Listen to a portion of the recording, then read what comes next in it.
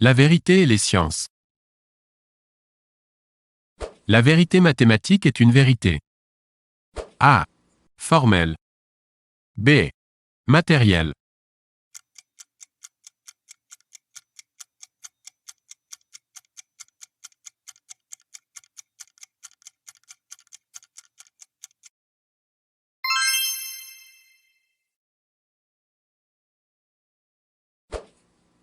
Pour Descartes, le critère du vrai est A. L'évidence. B. L'idée. C. La foi.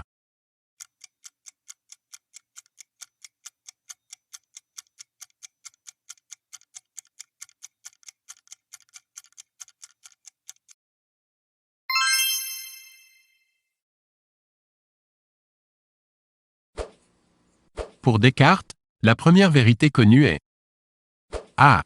Le cogito. B. Le corps. C. Dieu.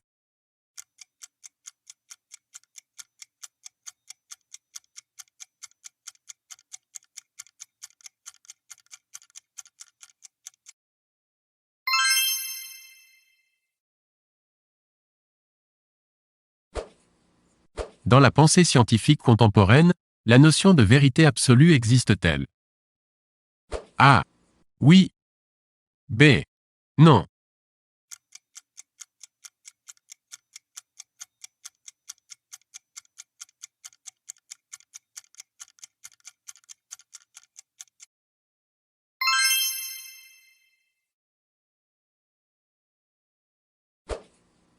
Qui a dit « La vérité est une erreur rectifiée » A.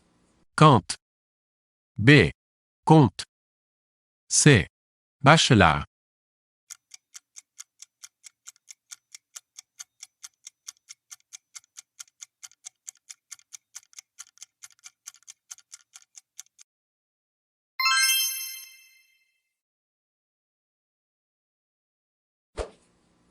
Pour Platon, la vérité s'atteint par A. L'évidence. B.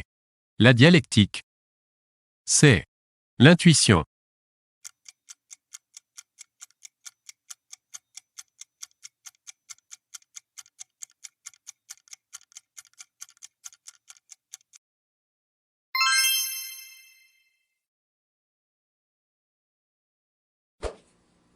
La vérité, pour Platon, est A. Théoria. B. Praxis. C. Doxa.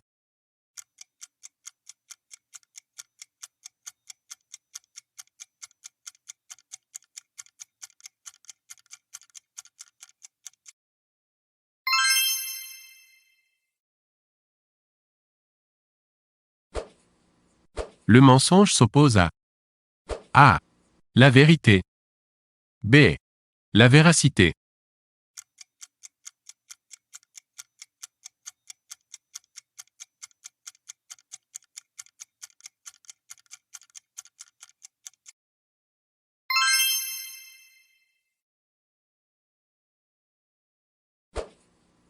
Comment définir un raisonnement inductif? A. Il s'agit de ranger le particulier sous une loi générale. B. Il s'agit de déduire le particulier d'une loi générale. C. Il s'agit d'établir un schéma de causalité.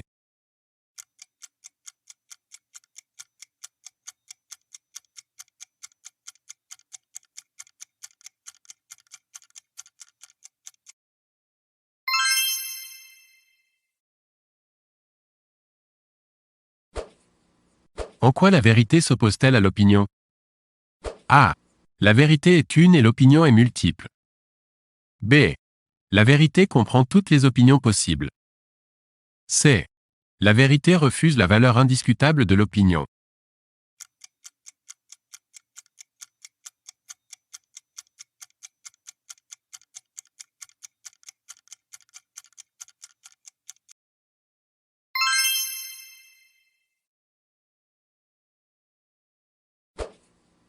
Parler de « vérité absolue » se rapproche A.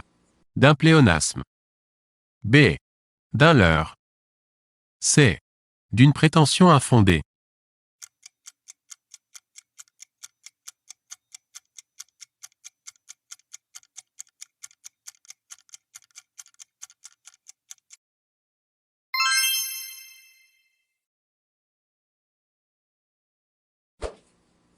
Pourquoi est-il faux d'affirmer que le doute s'oppose à la perception de la vérité? A. Le doute est la seule vérité possible. B. Le doute se présente comme une étape nécessaire de remise en question. C. La vérité conduit nécessairement à douter.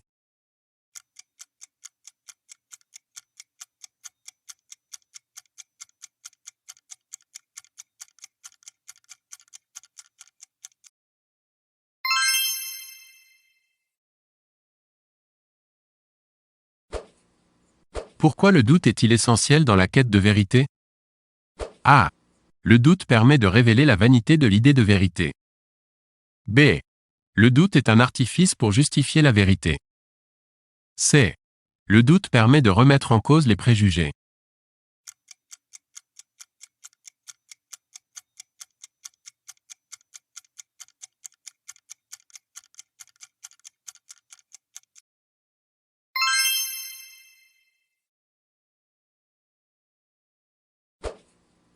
Que peut signifier l'affirmation selon laquelle la philosophie est fille de l'étonnement? A. La philosophie ne prend rien pour acquis et s'intrigue de tout. B.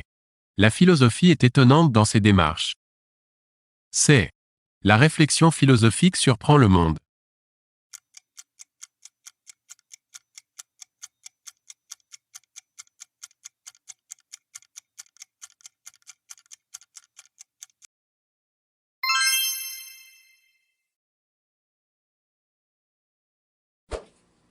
Pourquoi le raisonnement mathématique peut-il apparaître comme un modèle de vérité? A. Les mathématiques sont adaptables à tous les domaines de l'existence. B. Les mathématiques ont toujours raison. C. Ces raisonnements semblent universels et indubitables.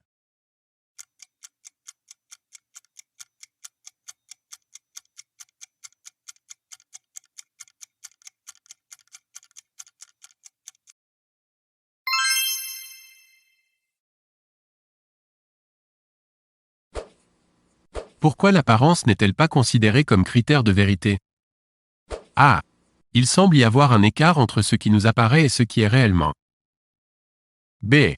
L'apparence déjoue l'idée de vérité car elle est seule fiable. C. La quête de vérité n'a que faire de l'apparence, elle sait que la vérité se situe bien au-delà.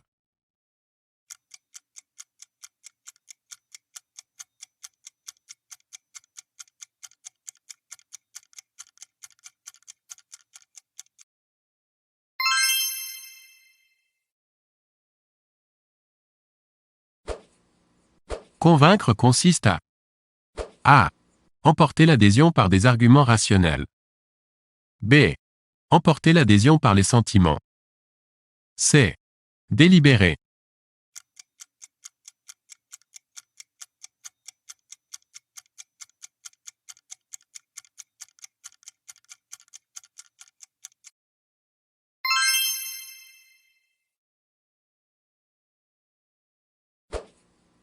Pourquoi peut-on difficilement affirmer que la raison peut tout démontrer? A. Parce que la raison se trompe presque tout le temps. B. Parce que la raison peut se tromper. C.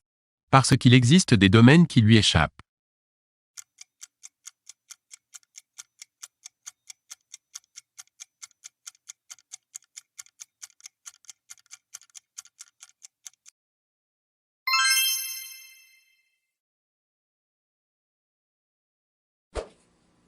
Pourquoi peut-on difficilement admettre que l'on peut penser sans présupposer? A. L'homme est toujours plein d'idées préconçues. B. Il faut bien un point de départ de la réflexion qui lui donne un fondement. C. La pensée se développe pour justifier ses présupposés.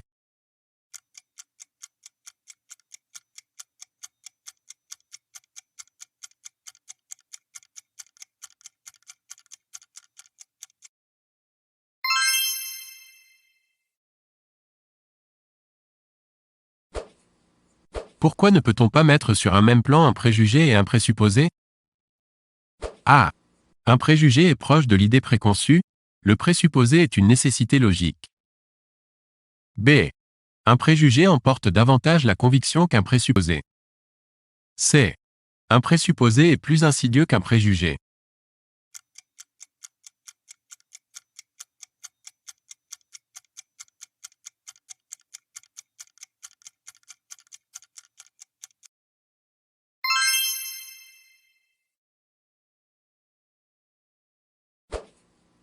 Comment peut-on expliquer l'existence d'antinomies dans le raisonnement? A. La raison sort de ses prérogatives et prend la forme logique pour un critère de vérité. B. Il y a erreur de réflexion. C. Tout peut être démontré si l'on sait s'y prendre.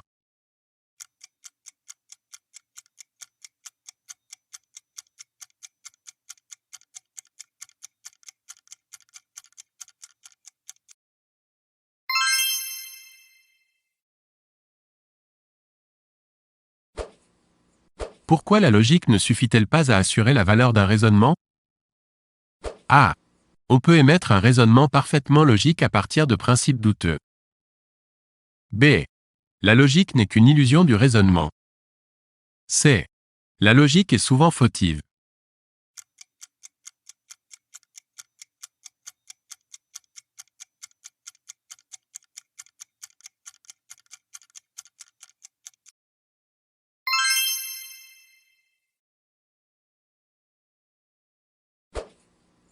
Pourquoi peut-on dire qu'aucune science de la nature n'est exacte au sens strict?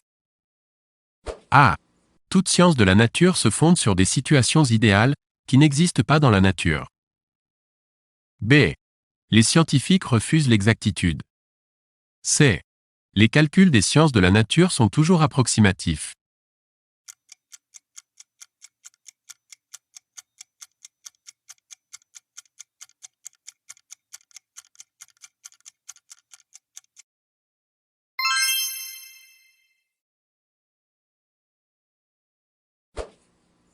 Qu'apporte la critique réciproque des savants dans les sciences?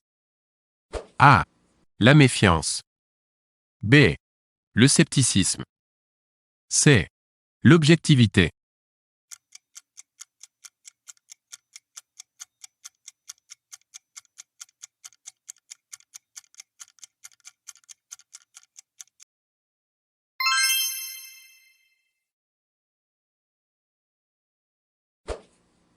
Quel postulat pose l'idée d'une science capable de proposer des lois universelles? A. La vérité n'est que scientifique. B. Le monde est soumis à un déterminisme absolu. C. Le scientifique est plus efficace que les autres hommes pour déterminer les lois absolues.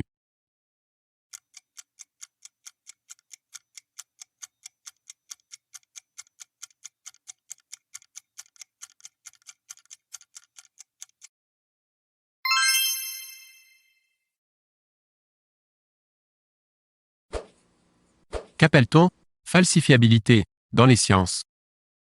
A. Les sciences sont fausses. B.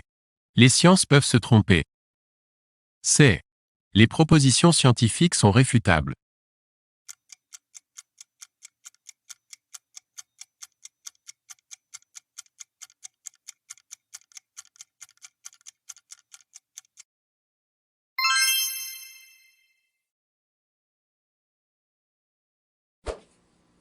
Que penser d'une science infalsifiable? A. Elle se rapproche d'une idéologie. B. Elle est vraie. C. Elle est universelle.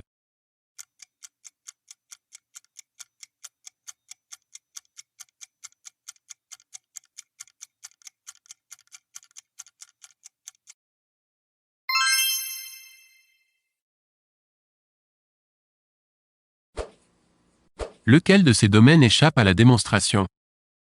A. La géométrie. B. La métaphysique. C. Le divin.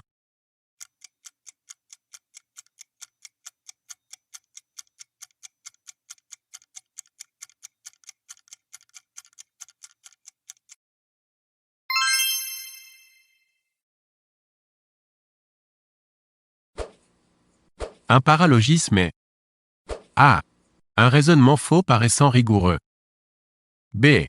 Un double raisonnement logique. C. Un élément protégeant la logique.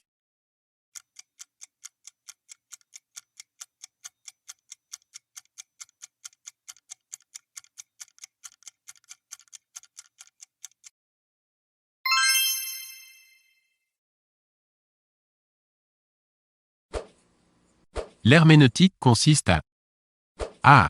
Interpréter tout énoncé nécessitant une explication. B.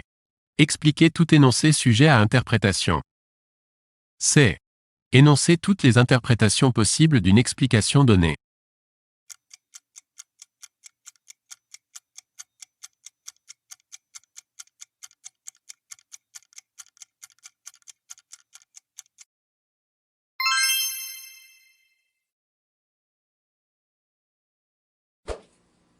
Que signifie l'expression « a priori » ? A. Ce qui est antérieur à l'expérience. B. Ce qui est postérieur à l'expérience.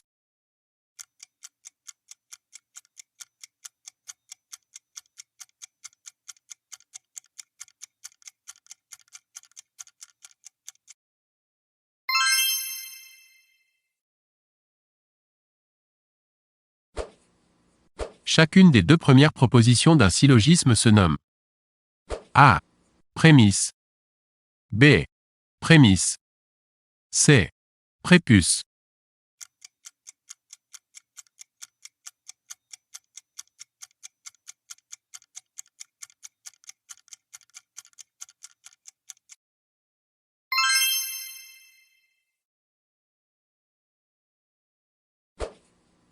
Science sans conscience et que ruine de l'âme est une citation de A. Montaigne. B. Rabelais. C. Rousseau.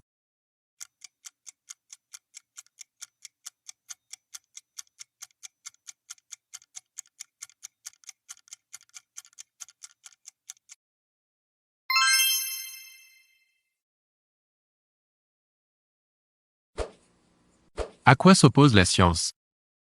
A. À la preuve. B. À la croyance. C. À la rationalité.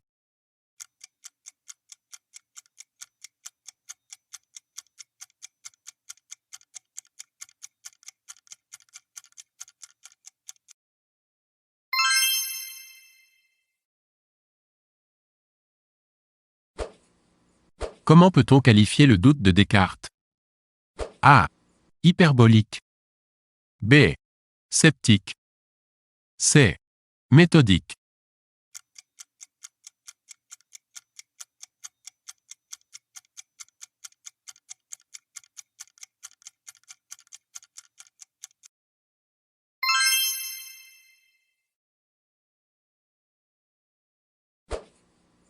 L'empirisme réfute-t-il l'observation ? A. Vrai. B. Faux.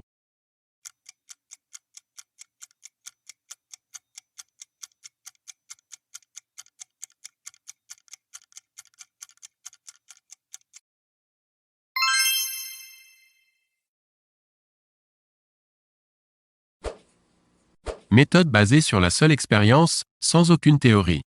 Théorie philosophique selon laquelle toutes nos connaissances proviennent de l'expérience. C'est la définition de A. L'empirisme. B. Le pragmatisme. C. Le réalisme.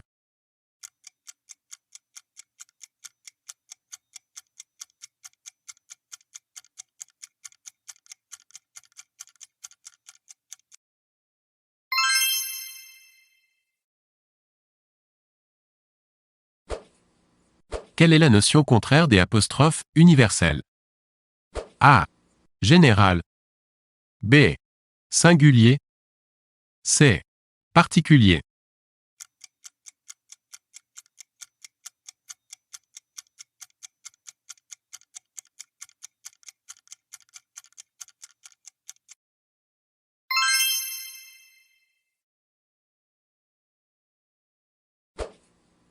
Premier principe d'une démonstration, admis comme un fait reconnu et indiscutable, mais qui est indémontrable. C'est la définition de A. Prémisse. B.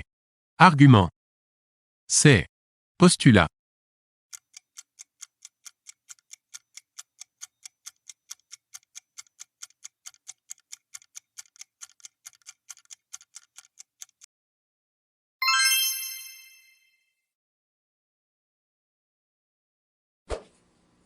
L'empirisme est une doctrine qui fait de l'expérience sensible la source de A.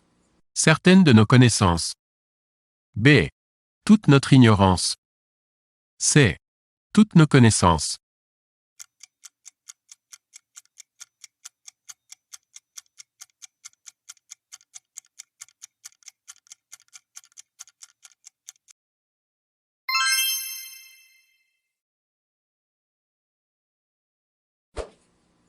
Qu'est-ce qui est contraire au nécessaire? A. Absurde. B. Mystérieux. C. Contingent.